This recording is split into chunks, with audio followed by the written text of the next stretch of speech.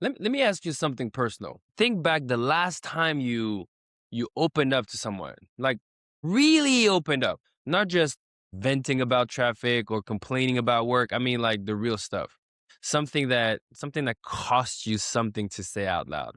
Maybe it was a fear that you've been carrying, a doubt about yourself, a mistake you've made, something tender. How did they respond? Your wife, your friend? Because here's the thing.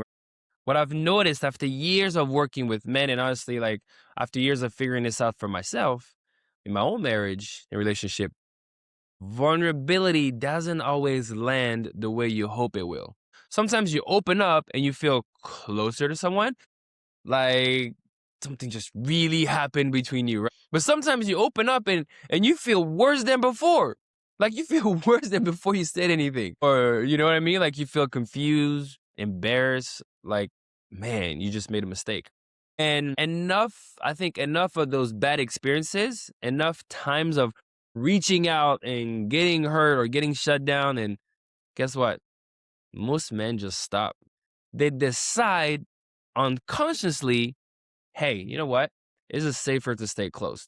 It's easier to keep it surface level. Just don't go there. Look, I understand that instinct completely. But what it costs you in your marriage, in your friendship, in your interior life is huge, man. It's massive. So today I want to talk you through the three reactions that vulnerability always gets. And this is for you whenever you're receiving it from someone. It's also for you the way you're reacting to someone, whether it's your kids, your wife. So let's get to it. Okay. And first, before I go to it, here's the reason this matters. Because once you can identify like all three, you can start making a better choice about who you open up to and also how you react. Okay. Because this is the part that changed everything for me, right? You start becoming the person who gives that response to other, especially like we talked about, like your wife, your kids. So let's walk through all three of them. Okay, reaction number one is judgment. Okay, that's the first reaction.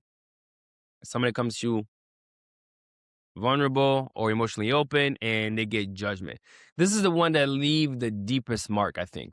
Here's what it looks like. You share something real, something that took courage, or they share something real, something that took courage, and the person who shared it with, consciously or not, evaluates it, rates it, weighs it against their own standard of what's acceptable to feel. You see where I'm going? Or struggle with. So what comes back to you is not warmth, it's an assessment. And it might be obvious, like, why? What would you even feel that way? That doesn't make sense. I can't believe you think that about yourself. Like it feels so subtle. A slight pause before they respond, an expression that shifts just a little, a change in how they look at you. But from that moment forward, it doesn't have to be cruel to damage. It just has to be cold, direct, sharp, right? I remember the first time I told someone, a man I trusted, that I felt like I was failing as a father. That despite everything going well on paper, I had this quiet fear that I wasn't actually connected with my kids the way I wanted to.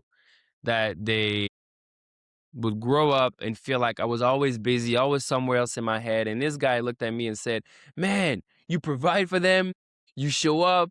What more do you want for yourself? You're too hard on yourself. And he meant it. He meant it as an encouragement. But what I heard was that fear is unreasonable. Like, put it away. And I did. I put it away. Not because it resolved, but because it didn't. But because I didn't feel like my honesty was met with honor. So I put the lid back on and I didn't bring it up again. That's what judgment looks like. Right? Like I said, it's not always mean, but it's just an assessment based on where they are. Now, I really want to say this, like, it doesn't have to be malicious. It doesn't even have to be wrong. Sometimes the judgment is technically accurate. but it misses the entire point of like why you shared in the first place. You didn't share because you needed someone to evaluate your feelings, tell you whether they were appropriate or not. You share because you just needed someone to be with you in them. And when you get judgment instead of presence, when you're opening someone, right? When your openness is met with the assessment instead of the honor, guess what? Something closes inside. And for many men, that's what has happened. You got open, you got met with the judgment of like, man, you're doing great. And then something inside of you just closed. Not dramatically, not all at once, not like a door, bah, that gets shut, right? Look, after a few of these experiences as a man, the men stop knocking on that door altogether. They decide vulnerability and emotional openness isn't safe. And they're not wrong because it wasn't safe with that person, but they generalized it. You generalized it. We generalized it. If it's not safe with them, it's not safe anywhere with anyone, including their wives, including themselves. That's the long cost of judgment. Not just as a bad conversation, like a man who stopped letting himself be known. Okay, let's go to number two. Okay, so the other reaction is defensive. Okay, so that one leaves you like most confused because judgment, at least you can identify it. It hurts, but you know what happened. But the defensive reaction, you walk away and you're not even sure what just occurred. Here's how it plays out, okay? You share something vulnerable, something real, and the other person hears it, and instead of receiving what you say, they immediately respond to how what you said makes them feel, right? You say, man, I've been feeling disconnected lately, like I'm not feeling present in our relationship. And they say, oh, so you're saying I'm not enough? Or you're saying I'm failing? Or you're sharing something and say, oh, it's because the way my parents raised me, and like they're just defending their position.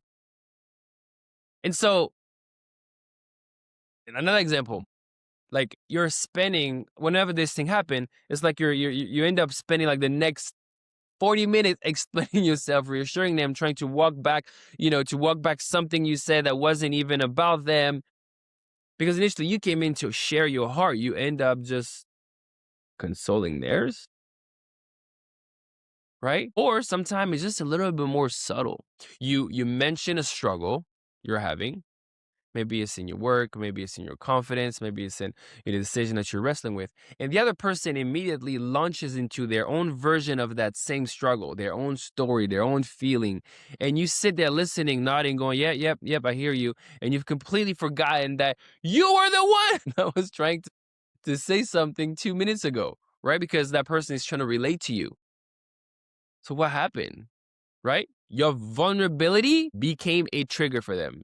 And instead of being received, it was deflected, not reflected, deflected, right? The other person couldn't hold space for your emotions because it activated something in them, right? Maybe it's their own guilt, maybe it's their own fear, maybe it's their own unresolved stuff. Maybe, they wanted to relate because sometimes responding instead of defensiveness is not always out of being malicious. It's like you want to relate. You want to say, "Oh yeah, just like me," or "I'm doing this because this happened." Like the over explaining part of it comes out inside of the pocket of defensiveness, right? Like I say, this isn't always malicious either, right? Sometimes it's completely unconscious. They love you. They just can't be a container for your emotions because they haven't dealt with their own.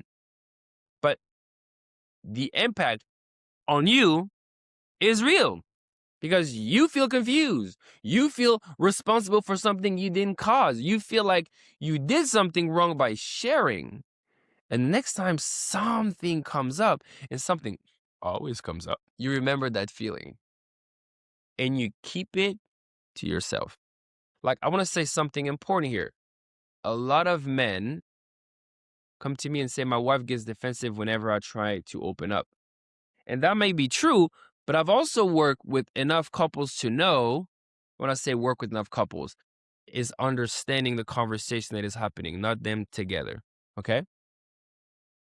That not always, but sometimes the way we open up invites defensiveness. If vulnerability comes out as, I feel disconnected, that's an invitation to be closer. But if it comes out as, you never really listen to me, that's an accusation wearing the jacket of vulnerability. And the defensive response kind of makes a lot more sense. So part of this work is learning to share cleanly, right? Own what's yours. Don't weaponize the opening, because that's a whole other conversation, and we'll get there. But for now, just recognize the pattern. When you share, they make it about them. That's defensive reaction. And if it leaves you more alone than if you would never say anything, then that's defensiveness. Okay. Now, the way that that anybody can hold a container is by being open. That's the one you're looking for. Okay. So this is the one that changes everything. You share something to the person, whatever that is, and they receive it. That sounds simple, but it's really not common, because it requires practice for you to not catch yourself being defensive or judging them. Even if it's like the goodness of your own heart, you're still judging, you're still defending or trying to show that we're the same, which is still inside of defensiveness. So this is what it actually looks like when someone receives what you share. One, there's no immediate fixes. Two, no advice rushing in to solve the problem before you finish your sentence. No pivot to their own experience. No evaluation of whether what you felt was appropriate. Just presence. They stay with you in it. Maybe they ask a question, not to interrogate you, but to understand. Like, tell me more about that. Like, what does that feel like? How long have you been carrying this? Maybe they don't say much at all, but you can feel that they're not going anywhere. They're not uncomfortable with your discomfort. They're just there. And something inside of you excel. Like, I've had 2 or 3 of those moments in my life where I've met, with this kind of presence. And I'll tell you what happened. You don't just share the things you came to share. You end up sharing everything. Things you didn't even know you were holding. Stories you haven't told anyone, fears that have been running underground for years. Because when someone receives you without making about them, your nervous system recognizes something. This is safe. And the part of you that has been standing guard, the part that decides what gets out and what stays locked in, guess what they do? They step aside. Look, that's real intimacy. That's what real intimacy is. Not physical closeness, not a good conversation.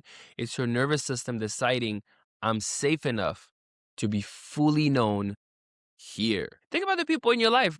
Think about the people in your life who you would tell anything to. The ones where the conversation can go anywhere. You're not afraid of where it lands. Like, think about those people. What do they do when you open up? I bet they're not solving you. I bet they're not one-upping you. I bet they're not shrinking from what you said. They're just with you. That's the skill. That's what we're building towards.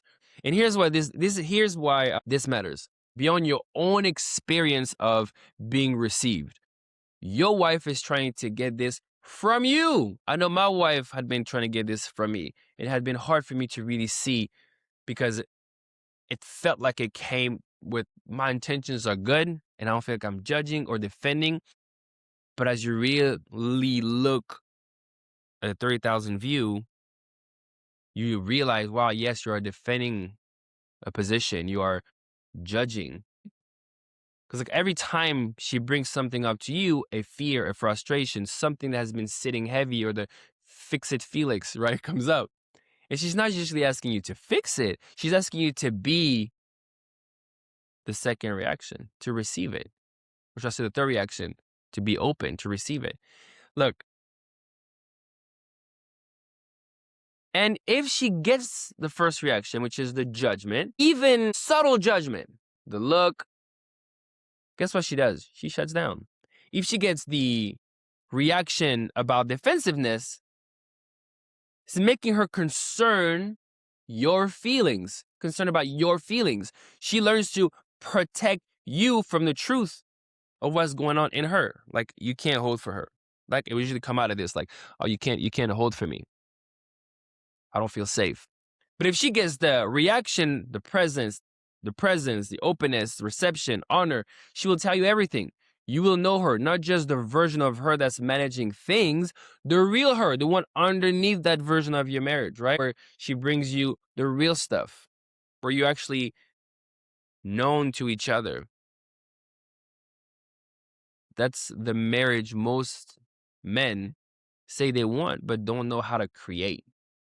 Well, you create it by becoming that openness reaction where you're not judging, where you're not defending, even if it's the intentions are good, by being open, by being present, by being there.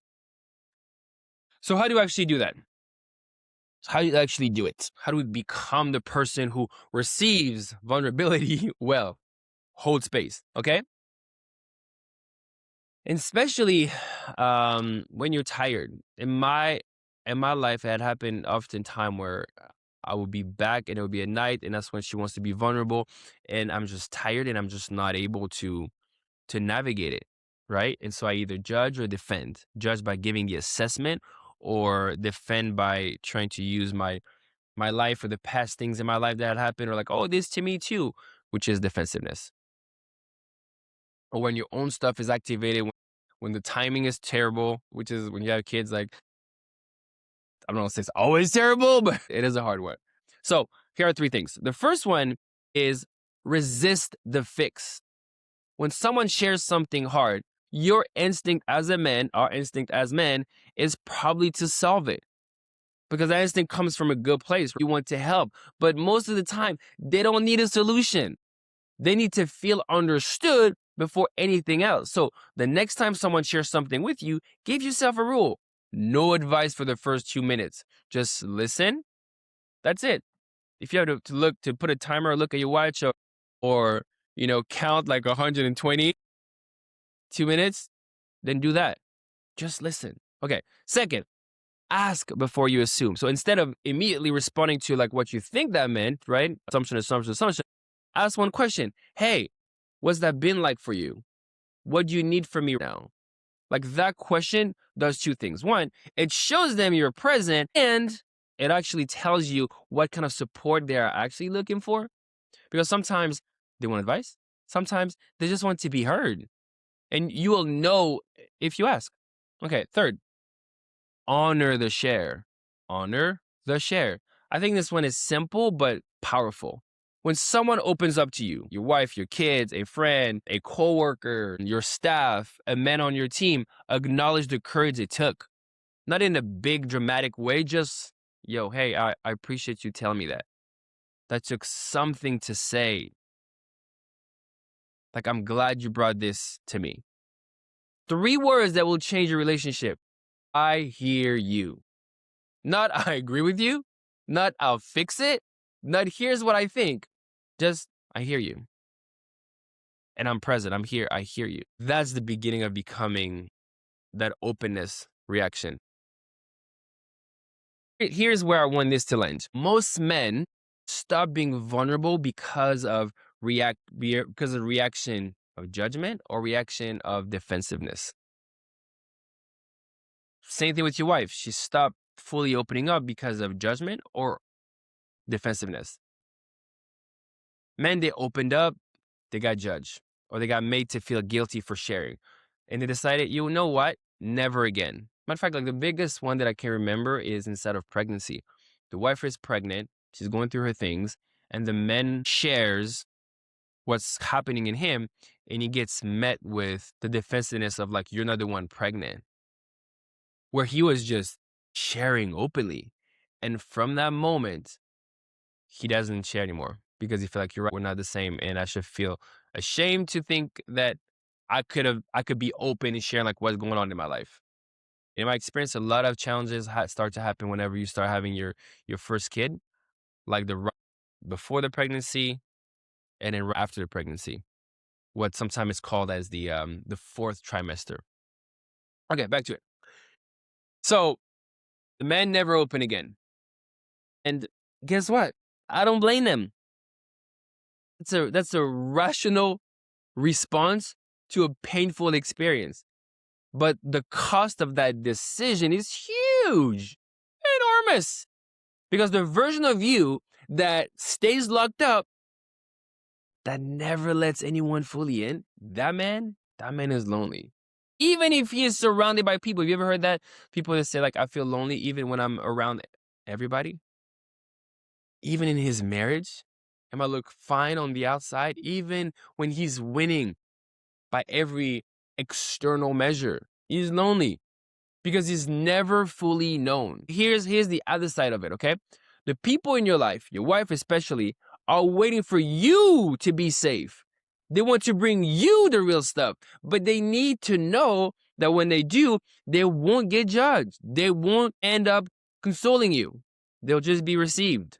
And I'm not telling you this out of like judgment. I'm telling you this out of like experience of like having done this so many times the wrong way and just end up being confused because she would be telling me this. And I'm like, and I'm not seeing it because I felt like building rapport. But when you get to analyze it and see it, you get to see that no, you're actually judging, or hey, you're actually being defensive. You're defending something. To become that person for the people you love might be the single most important shift you make this year in 2026. Not a program, not a framework. Just when someone opens up to you, be present, honor it, receive it. That's what safe people do. And safe people build safe homes. And if this hits something in you, drop the word safe. SAFE in the comment. I want to know this landed. And share this with another man who needs to hear it. Or even share it with your wife. Or wife, share with your husband. Because I believe the first piece of it is the awareness. That is like, hey, whenever I share vulnerability, this is what a safe space looks like. And this is some of the reactions that I'm getting or the reactions that come out. Oftentimes, you're judging it or you're defending it. And what I'm looking for in this moment is to be honored and for you to just receive it. All right. So I hope this served you well. Make sure to click the subscribe button, like, comment, so we can reach as many men as possible and get home back to be strong. It's Julian Marion signing out. And make sure to click on the next video here or there for more. Talk to you soon.